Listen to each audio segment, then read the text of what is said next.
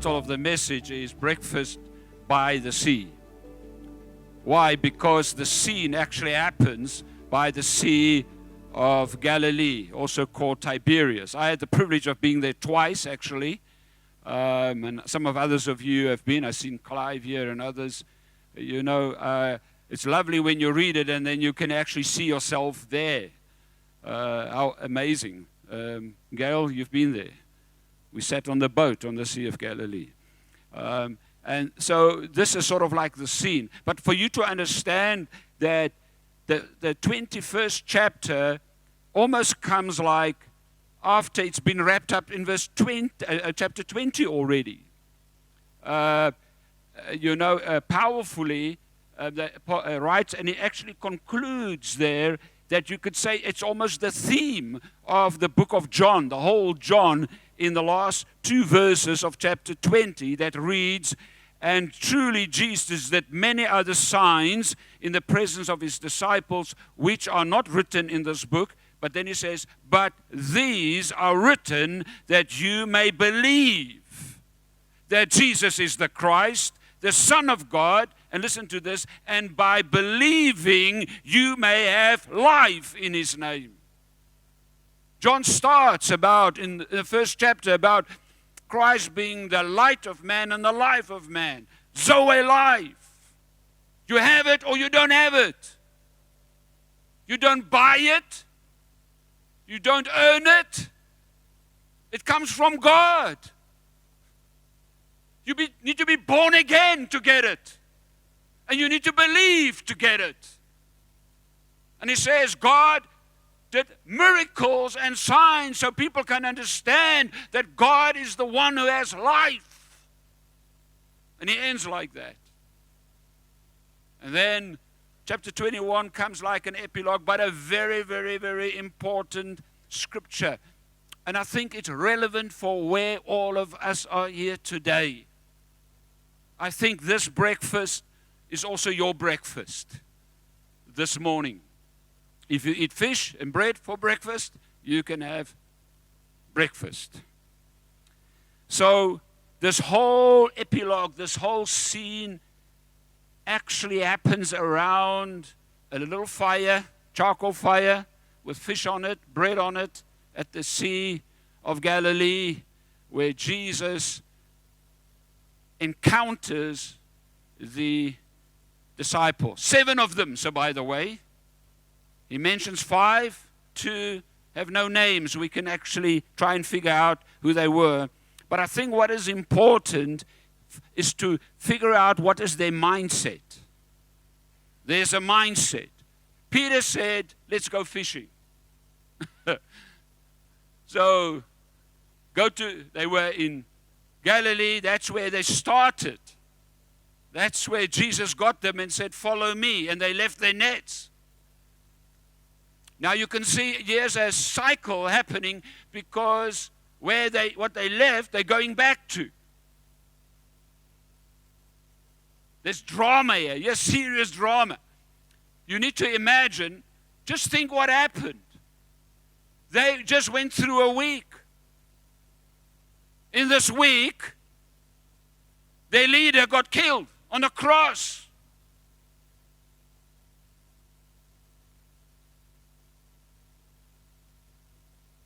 They were like the main manna in a serious ministry. They had suddenly no ministry. Can you imagine? You're on mission with a leader. He's doing miracles. He's doing all types of stuff. More than that, the whole idea you had that he's going to establish a kingdom that's going to be so powerful that will get rid of the oppression of the Romans. And now this whole kingdom is just dissolved. This whole idea, the whole idea they had just gone. I'll dare to say, I'm going to work here, then I'm going to work on the side as well.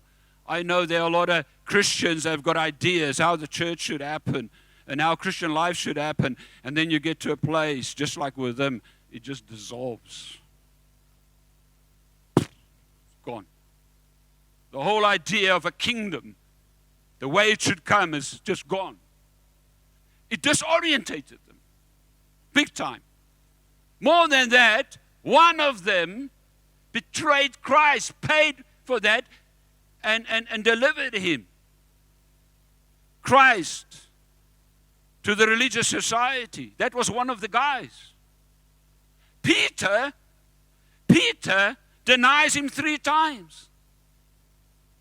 He said, listen, Lord, if everybody else leave you, me, never leave you. Not me. And now there he is. No wonder he's the one suggesting, let's go fishing. Can you imagine the amount of embarrassment he was feeling? I mean, he was going to be like the man. Now he's the opposite of that. The others, except John and the woman, they know where to be found. They forsake the one who said, follow me and I will make you a fisher of men. Can you imagine in what headspace, heart space they were? It's clear that the 7 gone there. The question is, where are the other guys? The team almost dissolved. The team is scattered. The team is confused. The mission of changing the world is now what? Let's go fishing. I wonder if you've ever found yourself in a place like this. So that is, and then on top of it, there is Jesus appears them. This is like his 3rd appearance. You'll read later. It starts in verse 1. It says, and Jesus revealed himself to them there at the lake, or at the Sea of Galilee. And he says it twice actually in the one verse. But just before that, remember, when Jesus was raised, he appeared to Mary, and then they told the disciples that Jesus is alive, and then they were so bummed because, remember, the crowd that killed Jesus was still in town, and they met behind locked doors. And can you imagine, on 2 occasions, suddenly Jesus stands amongst them. He says, hi guys, peace to you. They were freaked out. They were not exactly sure, because, Scripture is a bit vague there, because they battled to recognize him. They recognized him, but didn't recognize him. And then he goes through walls as well.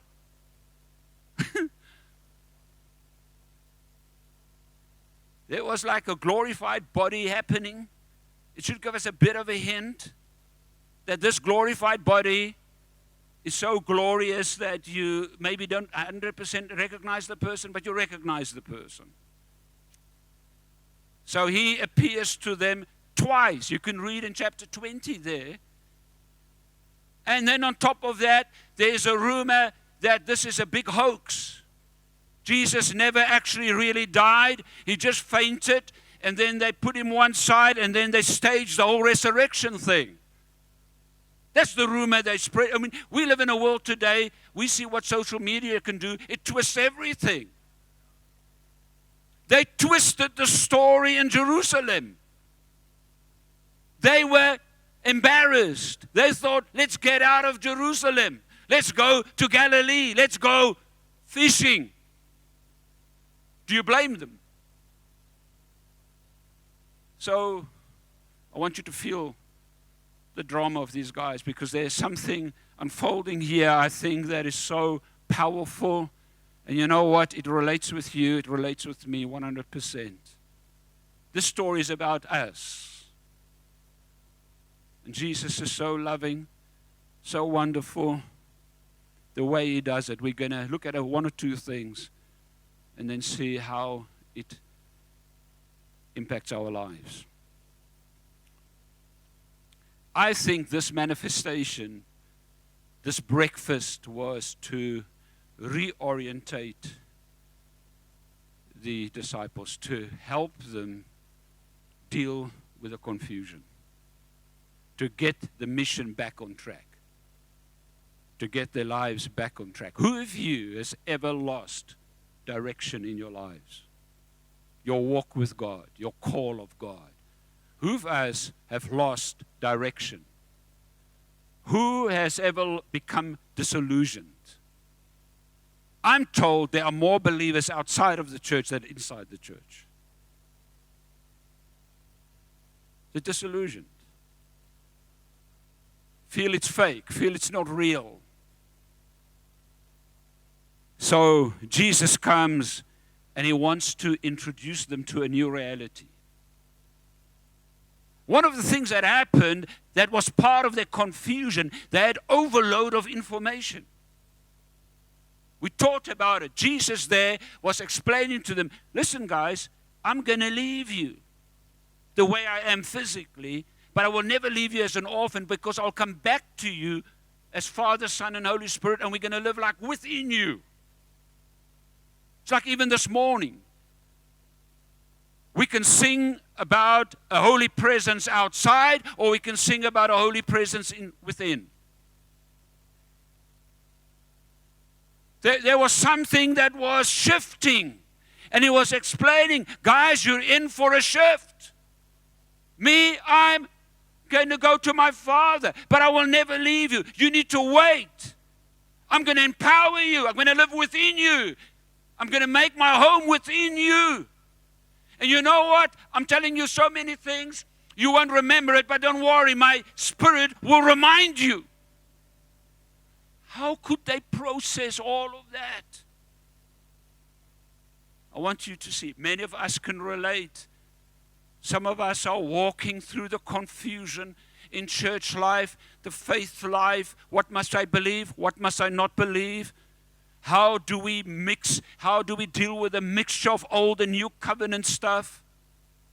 How does my faith really work? What is law? What is grace? Can there be too much grace? These are the things we are working through like they were working through. It's not much different for us. But I want you to see the Jesus in the story. The beautiful, generous, kind, wise Christ, the breakfast guy. What an approach. You would have expected maybe a lecture. No, a breakfast. A breakfast.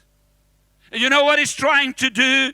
You need to see what he was saying in chapter 20. He says, that you may believe. He's trying to connect their faith, their belief with everyday life. He's trying to get the discipleship way back on track. The mission, discipleship, living who you are. If you disconnect with God, if you don't have fellowship with God, discipleship will never work. Never. We'll end up with religion. We'll end up with spiritual meetings. But we will not have the essence of the faith. It's fellowship with God, fellowship with one another, and that's where discipleship really happens. The rest are pure lectures. So you can see the purpose of this chapter is to help introduce a new reality, orientate them. He says he wants them to understand what it means to follow him. How do you follow somebody that's gone? So let's have a look. You can see I'm full of passion this morning. I'm going to read and make comments. I'm reading verse 1. I will read the first portions and make some comments. After this, that's referring to what I've just said, after the whole experience in Jerusalem, Jesus revealed himself again, because he did so twice, recorded in chapter 20, to the disciples by the Sea of Tiberias or Galilee, and he revealed himself in this way. Then he says, Simon Peter, Thomas called the twin, Nathanael of Cana, and in Galilee, the sons of Zebedee, the two others of his disciples were together. Simon Peter said to them, I'm going fishing. And then they said to him, well, we will go with you. And then they went out and got into the boat, but that night they caught nothing. I'd like to comment here. I don't think this is trying to put a superiority on spiritual work versus secular work. I think it's exactly trying to break the divide, that there's nothing secular, nothing spiritual, or differentiation, that everything is actually spiritual. So I don't think to try and belittle fishing is the issue. I think there's a couple of reasons. I think they were suddenly without resource.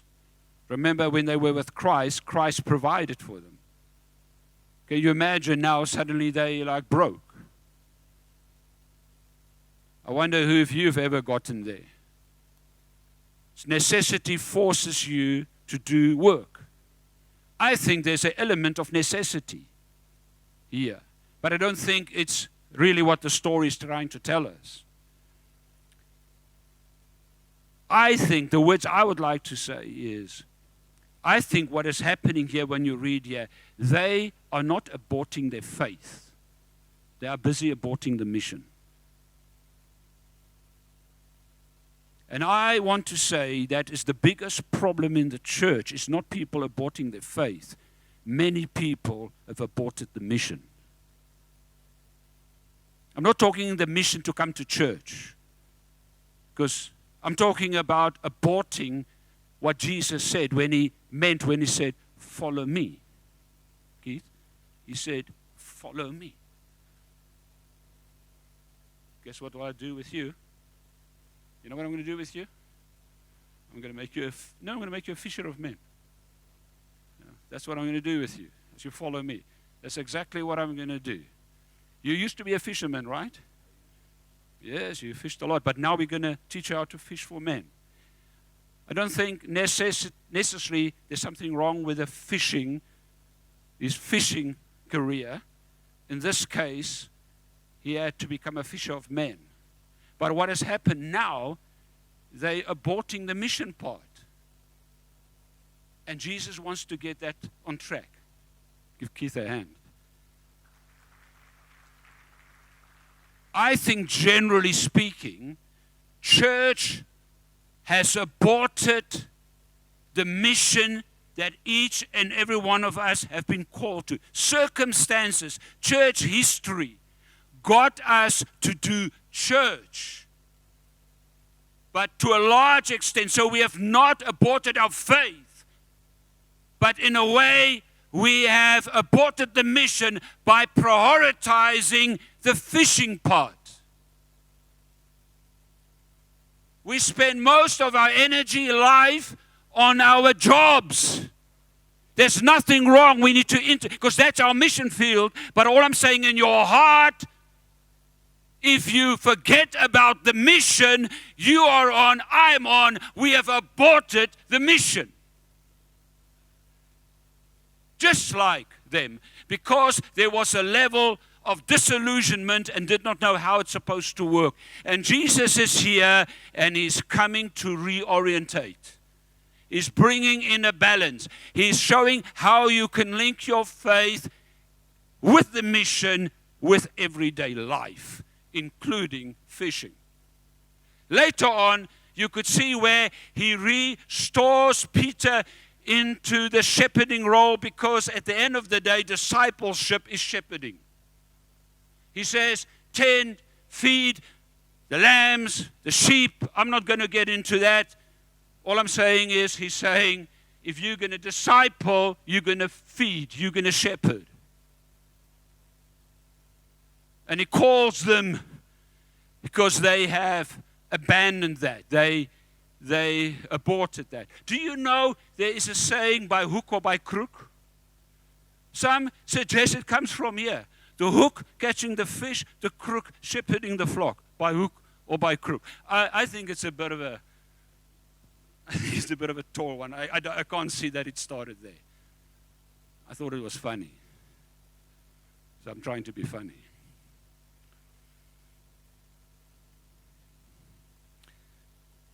But you know what?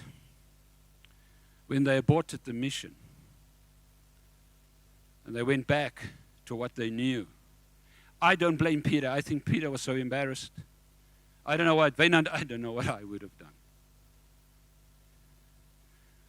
I don't know if I would stick out my head anywhere. Can you imagine? I'm trying to tell the other guys, yeah. They will leave you, Lord. Me? Never. Peter, he was bold. He's the guy who chopped somebody's ear off. And then now he denies, a young lady confronts him. He's so intimidated, and a cock crows, and he denied him 3 times, and now he says, you know what? Let's go fishing. I don't know if he wrote himself off, or he was too embarrassed, or what happened. Have you ever been there? Have you ever felt disqualified? I think the problem of the church is we have too many people who feel disqualified. Too many of us are feeling embarrassed. Too many of us are feeling fearful. Too many of us feel I'm not a pastor enough. I'm not trained enough. There is a disconnect similar to Peter's. And I want to show you that Jesus says, I'm going to reach out to you. I'm going to get your mission back on track. I think this is what is busy happening here. And I think the Lord is coming for you. You'll see later on how he relates with Peter specifically. And he's going to deal with each and every one of us this morning specifically. Hallelujah. It says, the caught nothing part, the most miserable part is when you're on your own agenda and then life doesn't work out. You can still make millions, a lot of money, but in a way you're still catching nothing. Life feels empty. I think I was Sally and somebody. Sally was with you when we had a chat at the back.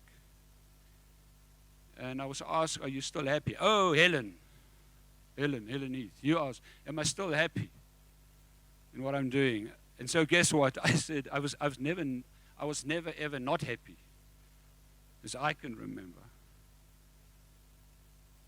But can you imagine what happens when there's no results? You fish all night and nothing happens. I'm talking about going back. You are now in the state, you are kind of delinked,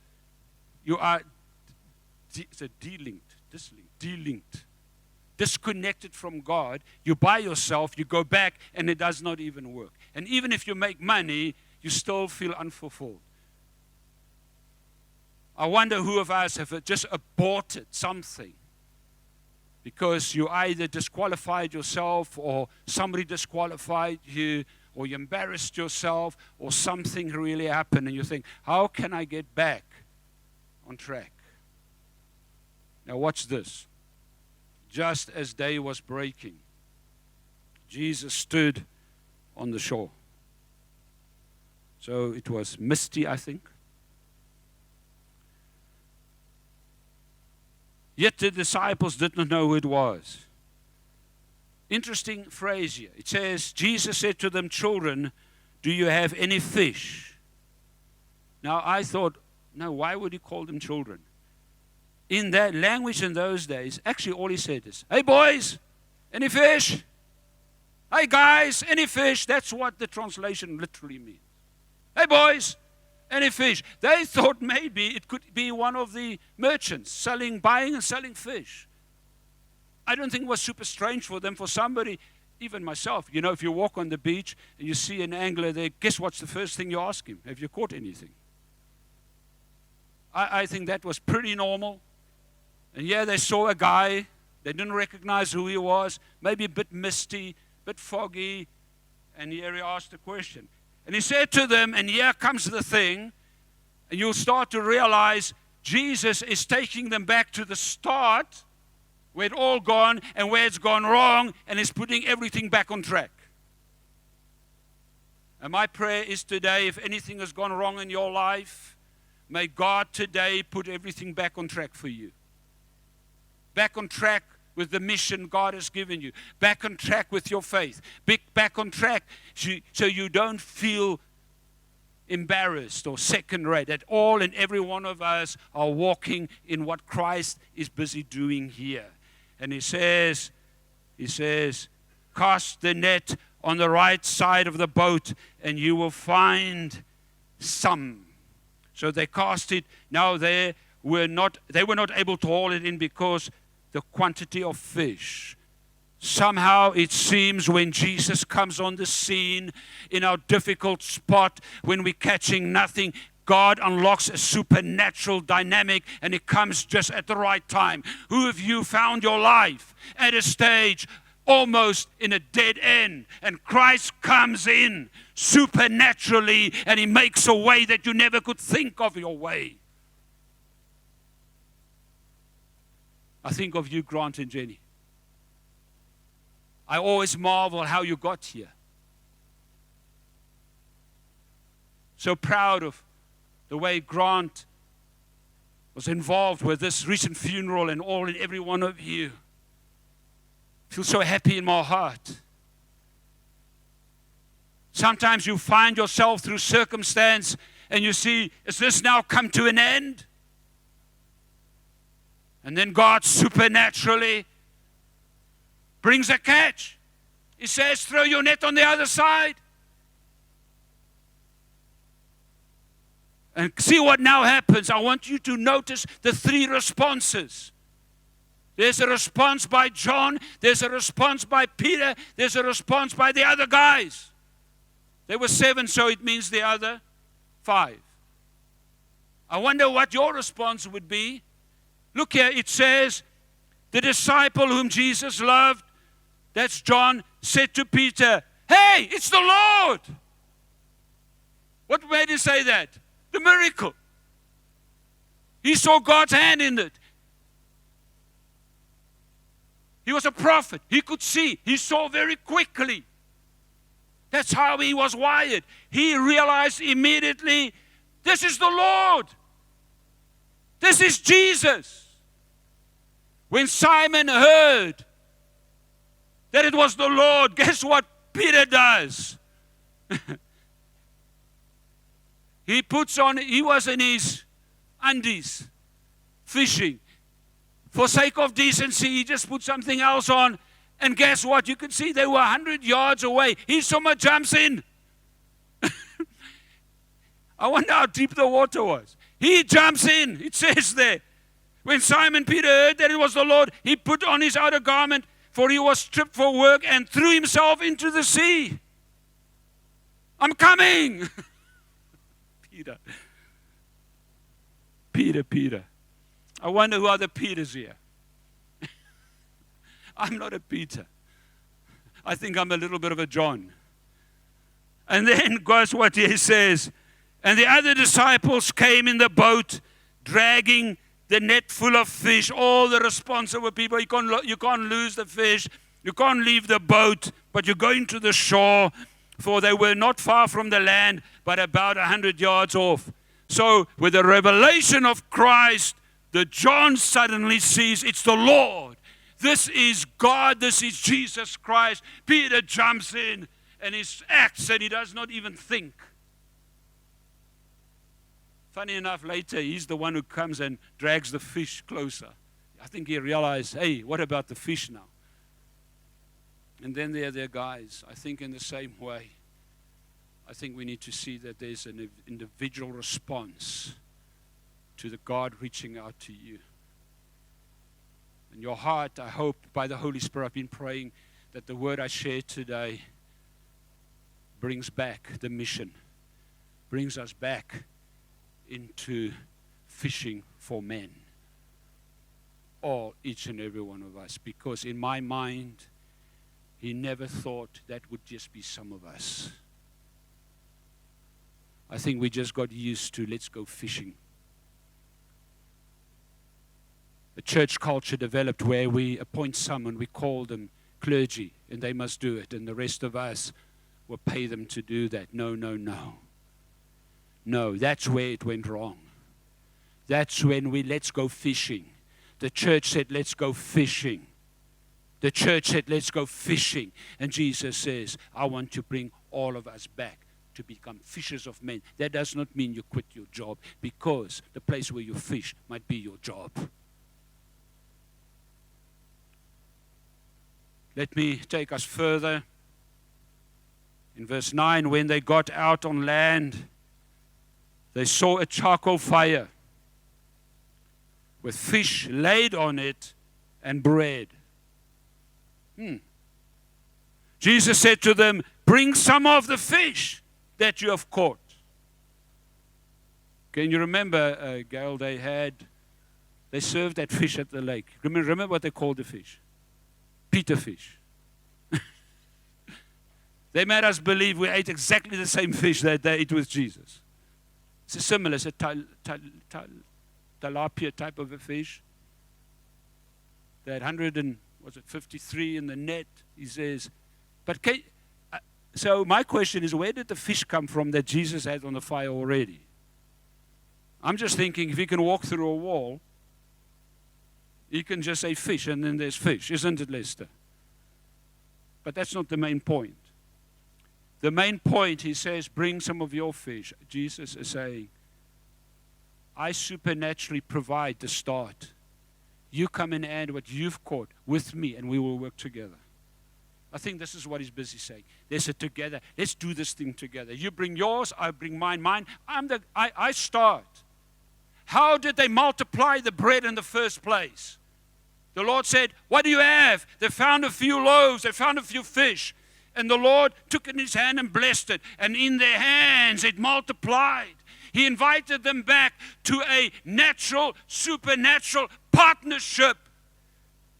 They just felt how it works when there is no supernatural partnership. You fish all night and you catch absolutely nothing. And God says, I don't want to just give you miracles that fall from the sky. I want to partner with you, and I want to use what you've got, and I'll put what I have, and together we'll create a miracle. That's your life. That's what he's restoring. When they said, let's go fishing, they walked away from a partnership with God. God never expected us to go in our own strength. None of us should be scared, because God said, I will be with you always. You will have my authority. Hallelujah.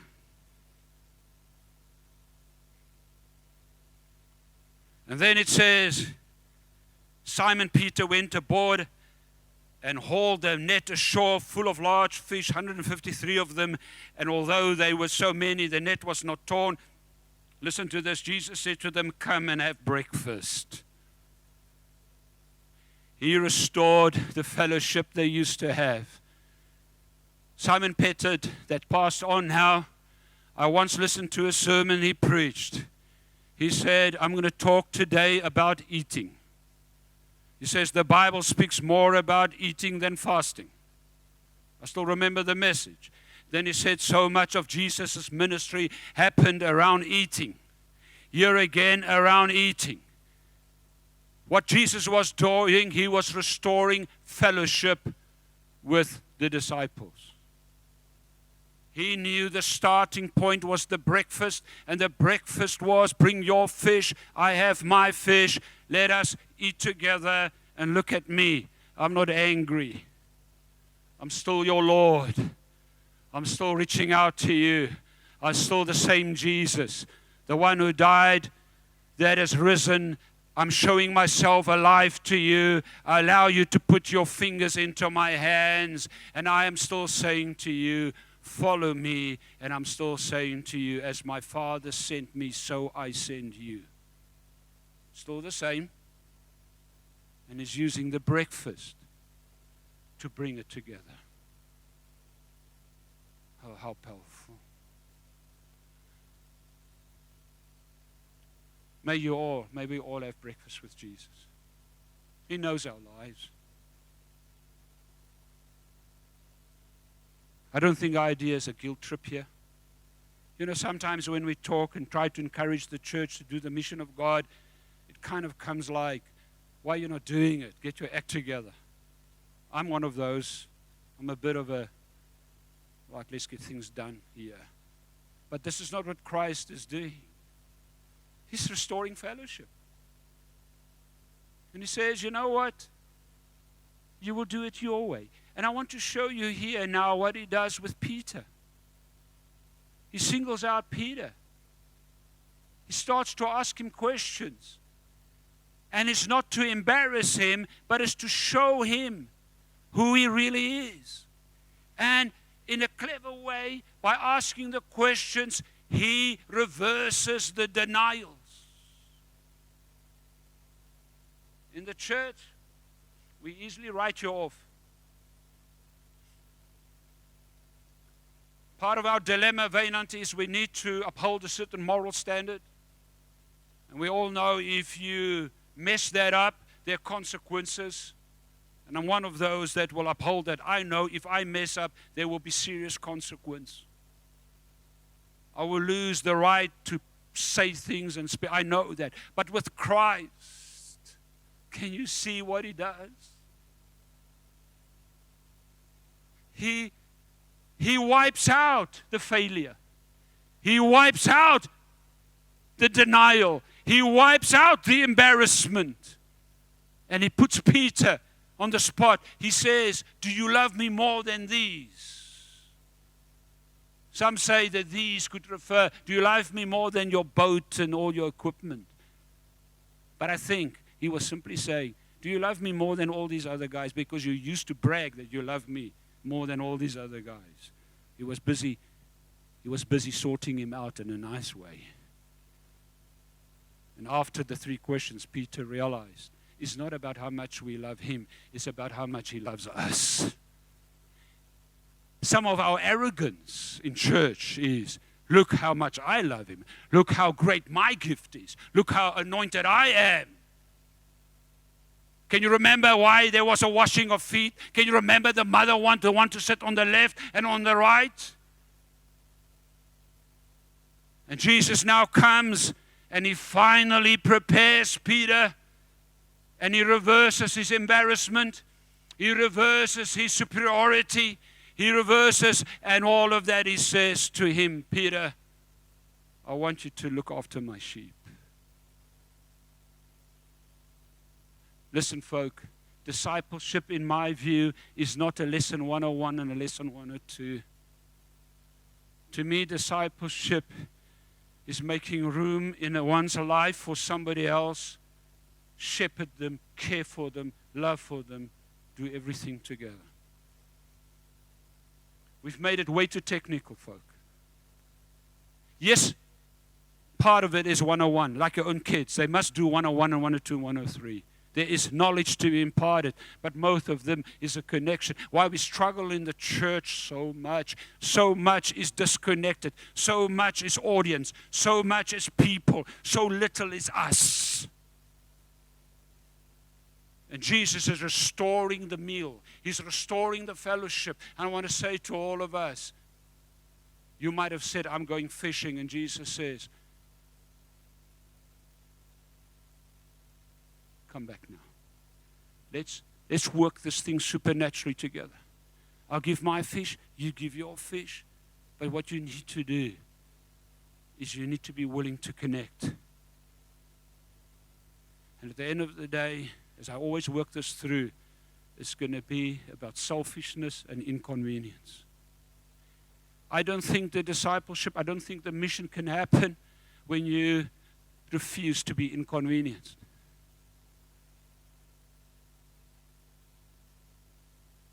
I have the privilege of raising our 4 daughters, and now we have 9 grandkids. Let me tell you, they are wonderful, but they inconvenience your life terribly.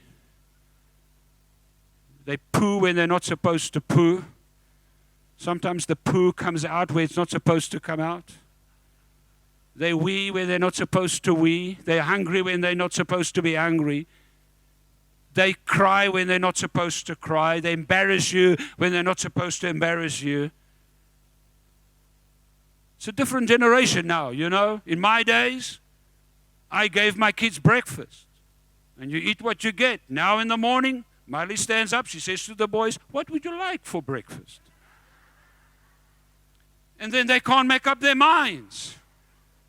And she says A or B, and then they want D. That's not in the house. Why I said that? Sorry, Marley. Sorry, Marley. Yeah, I want you just to see how Jesus restores. He restores. He restores. There should be no condemnation. We should not walk. No one of us should walk with shame, with aborted missions and ideas, sideline. None of us, please. If there's one thing this message should do, it should invite you to the breakfast table or the breakfast around the fire, and Jesus says, come. He says, let's work together. I've got some fish. Bring your fish. You've gone fishing. I want us to work together. If you can walk away with this, I think I've said what I needed to say. I want you to see that the mission involves sacrifice, and the mission is unique to who you are. There's a contrast here of Peter and John. We'll close with that. Truly, truly I say to you, when you were young, you used to dress yourself and walk wherever you wanted. But when you are old, you will stretch out your hands and another will dress you and carry you where you did not want to go. In brackets it says, this he said to show, but what kind of death he was to glorify God. He's speaking to Peter now. And listen to this. He just said to Peter, I'm going to give you a hint. I've restored your denials. And I want to tell you, you will follow me. You're going to die. And in fact, by the hand of Nero, Peter was crucified, and he didn't want to be crucified like his Lord. And he was crucified upside down and gave his life for the mission. And this is what he's prophetically saying. And after saying these things, he says to Peter, just like he said in the beginning, follow me. That call this morning goes out to each and every one of us. And the follow me here means not your agenda, his. Not going fishing, going on mission with God, with your fishing. Linking your faith to your everyday life. Does not have to be scary and complicated. It's simple. Remember, there's a unique call. For us, it's just to be a good granny. Who knows how you affect the lives of little ones? And then you can read on. It says, Peter turned and saw the disciple whom Jesus loved following them. So obviously by now the breakfast was over and they were now going somewhere, and Peter, he now worried about John. The old Peter thing comes back now.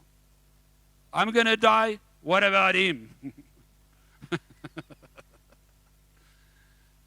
Hey, and I want to tell you, yes, the stumbling block. Forget about the others.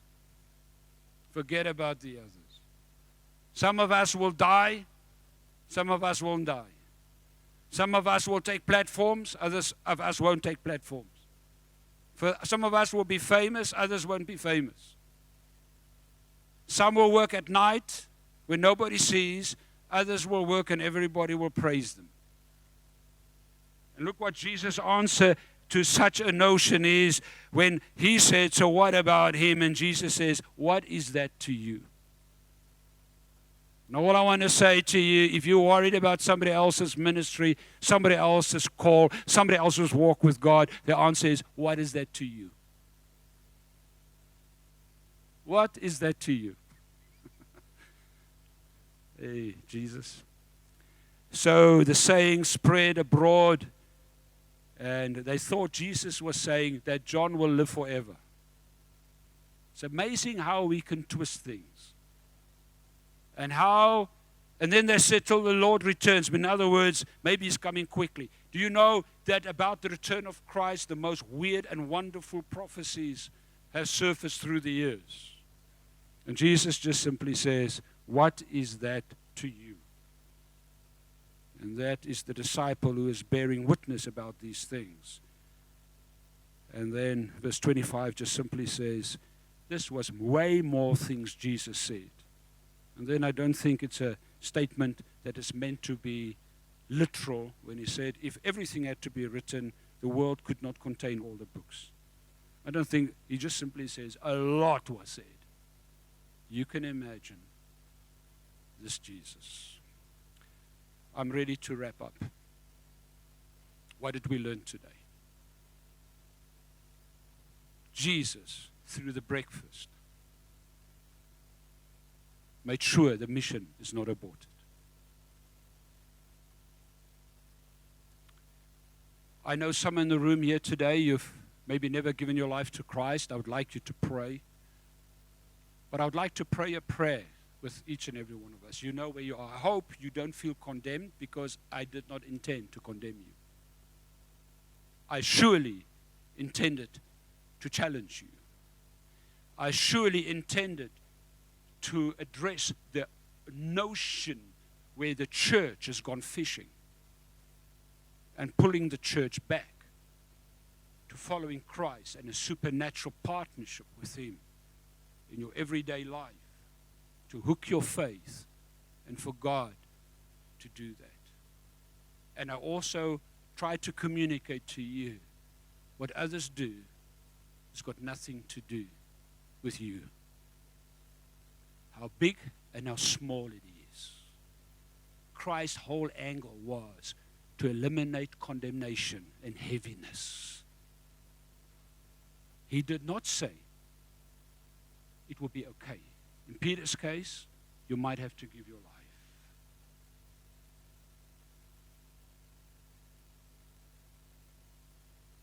Last words. Let the idea that only Son burn for the cause come to an end today. Let it be a fresh beginning, even though many beginnings have happened, where all of us follow Him out of a restored mission for Him. And I'm not talking about positions in the church. I'm not talking be an elder, a pastor, an usher. I'm talking about in your heart, deal with the disappointments and live a faith life in the rhythm of everyday life with the peace of God. Let us stand together.